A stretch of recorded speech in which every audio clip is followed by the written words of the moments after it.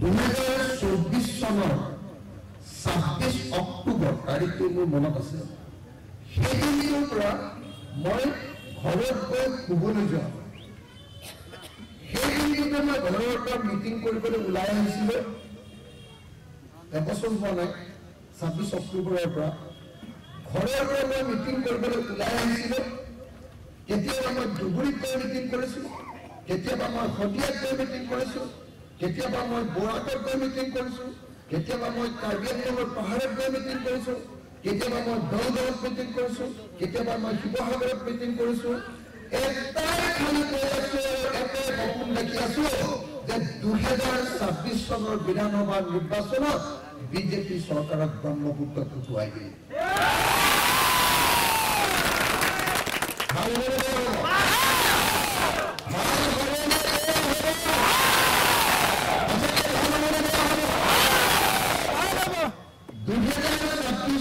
BJP ব্ৰহ্মপুত্ৰত উঠুৱাই দিবলৈ মই দিনে ৰাতিয়ে কষ্ট কৰিছোঁ আৰু সন্ধান কৰিছোঁ, শপত লৈছোঁ যে যেতিয়ালৈকে বিজেপিক আমাৰ ৰাজনীতিৰ পৰা খেদিব নোৱাৰিম তেতিয়ালৈকে কেতিয়াও কোনোদিন ঠাণ্ডা নহয়। মই আগতে আন্দোলন কৰি মাত পাতিছিলোঁ আৰু আন্দোলন কৰোঁতে মোক হিমন্ত বিশ্ব শৰ্মাই 36 বাৰ জেল দিছে।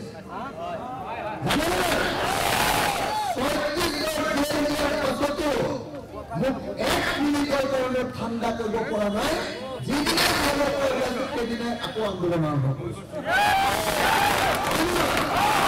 আৰু এতিয়া মই ৰাজনীতিলৈ আহিলোঁ। মোক যদি এটা মানুহে 36 বাৰ জেল দিয়ে তেতিয়াহ'লে মই তাক কেইবাৰ জেল দিম?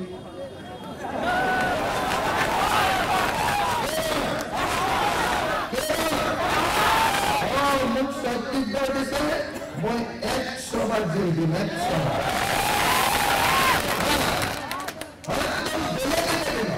মোক জেল যদি মোৰ পৰিয়াল একদম বৰবাদ কৰি দিলে, হয় নে নহয়? একো মই জেল দিম আৰু মাজে মাজে কি কৰিম, ফেঞ্চি বজাৰৰ পৰা মই 1 কেজি আপেল কিনিম, আঙুৰ বজাম মই আঙুৰ কিনিম আৰু আধা কি মই কি কয় এইটো জাহাজী কল নিম আৰু নি লগত পানী বটল এটা নিম। মই হিমন্ত বিশ্ব শৰ্মাক জেলত মাজে মাজে চাবলৈ যাম। কিয় বিজেপি কৰিব লাগে বুলি ক'লে, যদি সংখ্যালঘু দৃষ্টিকোণেৰে কওঁ তেতিয়াহ'লে প্ৰথমতে ক'ব লাগিব যে বিজেপিয়ে অসমৰ সংখ্যালঘু মানুহৰ জীৱন আৰু সম্পত্তিৰ নিৰাপত্তা শেষ কৰি পেলাইছে। অকল সংখ্যালঘু মানুহ নহয়, সংখ্যালঘু মানুহকতো অসমত বিজেপি চৰকাৰে 2য় শ্ৰেণীৰ নাগৰিকত পৰিণত কৰিছে। মুখ্যমন্ত্ৰী যদি নিজে কয় যে মই জন্মই হৈছোঁ মুছলমানক শাসন কৰিব, যদি বিজেপিক ব্ৰহ্মপুত্ৰত দলিয়াই পেলাব লাগে হিন্দু আৰু মুছলমান একলগ হ'ব লাগে। আৰু কংগ্ৰেছ আৰু ৰাইজৰ দল একলগ হ'ব লাগে। এই দুটা কাম কৰি দিলে আমি বিজেপিক এক চুটত ব্ৰহ্মপুত্ৰত দলিয়াই পেলাব পাৰোঁ। জিকালে কংগ্ৰেছৰ ফল লাভ নাই। কংগ্ৰেছটো জিকালে জিকোৱাৰ পাছত মোক এটা ধন্যবাদো দিয়া নাই। মই বৰ টেঙৰ পাৰ্টি। 1947 চনৰ পৰা চৰকাৰ বনায়ে থাকে ৰাইজৰ কাম একো নকৰে, অকল নিজৰ পেটে ডাঙৰ কৰি থাকে, হয় নহয়? কংগ্ৰেছে টেঙৰ পাৰ্টি আছে। সেইকাৰণে কংগ্ৰেছটোক মই এটা কথা কৈ থওঁ দেই, কংগ্ৰেছটোক অকলে ভোট দিব নালাগে, লগত মোক দি দিয়ক। মই একদম মামাক যেনেকে এনেকে কৰি আছো নহয়, যদি চৰকাৰ কংগ্ৰেছৰ লগত একেলগতে কৰোঁ তেতিয়াহ'লে কংগ্ৰেছক মই কাম কৰিবলৈ বাধ্য কৰোঁ। সেইকাৰণে মই বাৰম্বাৰ কৈ আছো, কংগ্ৰেছ আৰু ৰাইজৰ দল একলগ হ'লেহে জিকিম, কিন্তু তেতিয়াহে আমি বিজেপিক হৰাব পাৰোঁ। তাৰপিছত নহ'ব। পিছত মই এজন লিডাৰ সুধিলোঁ, কেলে একলগ নহ'ব তহঁতৰ পাৰ্টি? এইবিলাক টিকেটবিলাক বিক্ৰী কৰিব লাগে নহয়। আপোনালোকৰ লগত একলগ হ'লে আপোনালোকক যদি টিকেট এৰি দিয়ে তেতিয়া পঞ্চায়তৰ টিকেট বিক্ৰী কৰি লিডাৰকেইটা পইচা বেছি নোহোৱাব নহয়। বুজি পালে নে নাই? বুজি পালে চৰকাৰ কৰিছে, মুছলমানে সদায় কংগ্ৰেছকে ভোট দিছে, কংগ্ৰেছে কাম কৰি দিছে নেকি আপোনালোকৰ?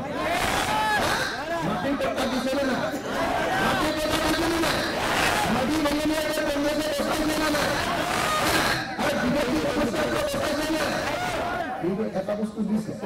মিটিং আছো 10 মান পাছত ফ্রি হইছে এই একটা বস্তু দিছে দিবুটা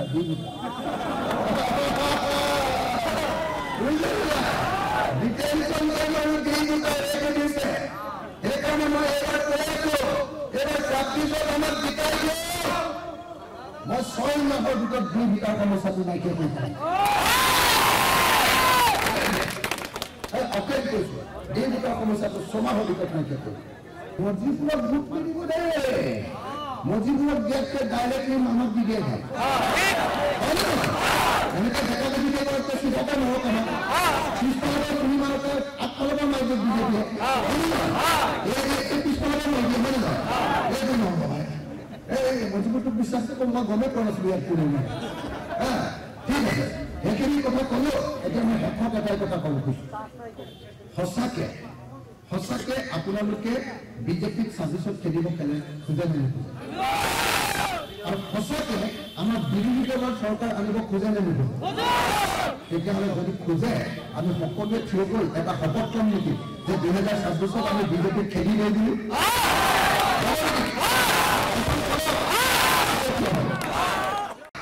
আমি দৰং জিলাৰ দলগাঁও বিধানসভা সমষ্টিত দুখন জিলা পৰিষদত প্ৰতিদ্বন্দ্বিতা কৰিছোঁ এইটো 10 নম্বৰ বিহুদিয়া জিলা পৰিষদত আমি আহমদ আলীক এই জিলা পৰিষদত খাৰা কৰিছোঁ থিয় কৰাইছোঁ আৰু আশা কৰিছোঁ ৰাইজে বিপুল ভোটত আমাক জয়ী কৰিব ৰাইজে সিদ্ধান্ত লৈছে যে এবাৰ হিন্দু সাম্প্ৰদায়িক দল বিজেপিকো ভোট নিদিয়ে আৰু মুছলমান সাম্প্ৰদায়িক দল AIDFকো ভোট নিদিয়ে গতিকে এবাৰ আমাৰ প্ৰতিদ্বন্দ্বিতাত আছে কংগ্ৰেছৰ লগত আমাৰ প্ৰতিদ্বন্দ্বিতা মই আশা কৰিম যে অসমৰ সংখ্যালঘু ৰাইজে কংগ্ৰেছক নহয় ৰাইজৰ দলক আঞ্চলিকতাবাদী দলক ভোট দিব কংগ্ৰেছক ভোট দি সদায় তেওঁলোক বিদেশীৰ চাপতে থাকিবলগীয়া হ'ল কংগ্ৰেছক ভোট দি তেওঁলোক সদায় সন্দেহযুক্ত বিদেশী হৈ থাকিলে কিন্তু যেতিয়া আঞ্চলিক দলক ভোট দিব জাতীয়তাবাদী দলক ভোট দিব তেতিয়া তেওঁলোক মূল খুঁটিৰ লগত চামিল হৈ যাব আৰু অসমৰ মূল খুঁটিয়ে অসমৰ মুছলমান সমাজক আদৰি ল'ব সেইকাৰণে মই আশা কৰোঁ নহয় জানো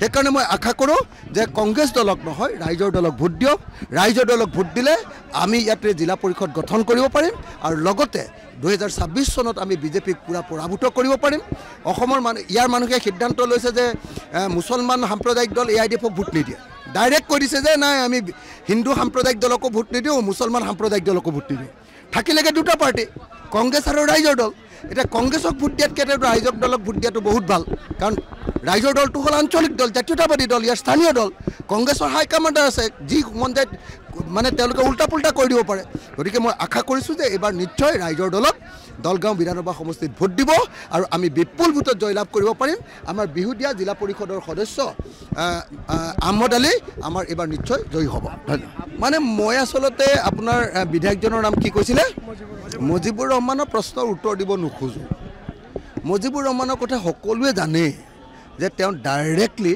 হিমন্ত বিশ্ব শৰ্মাৰ মানুহ তেওঁ বিজেপিৰ লগতে থাকে ইয়াত দৰঙত থাকিলে আপোনাৰ MP কি শইকীয়া দিলীপ শইকীয়াৰ লগত থাকে ইয়াতে দলগাঁৱত থাকিলে আৰু গুৱাহাটীলৈ গ'লে হিমন্ত বিশ্ব শৰ্মাৰ লগত থাকে তেওঁ দিনতো থাকে ৰাতিও থাকে তেওঁ দিনতো বিজেপি ৰাতিও বিজেপি গতিকে তেনেকুৱা মানুহজনৰ প্ৰশ্নৰ উত্তৰ দি কিবা লাভ আছে নেকি জিকিছে AIDFৰ পৰা মুছলমান সাম্প্ৰদায়িক দলৰ পৰা আকৌ ছাপৰ্ট কৰে হিন্দু সাম্প্ৰদায়িক দলক মামাক হয়নে নহয় আকৌ ৰাজ্যসভাত ভোট দিয়ে আপোনাৰ বিজেপিক আকৌ ৰাষ্ট্ৰপতি নিৰ্বাচনতো ভোট দিয়ে বিজেপিক গতিকে সেই মানুহটোৰ কথা পাতি থাকি কি লাভ ধন্যবাদ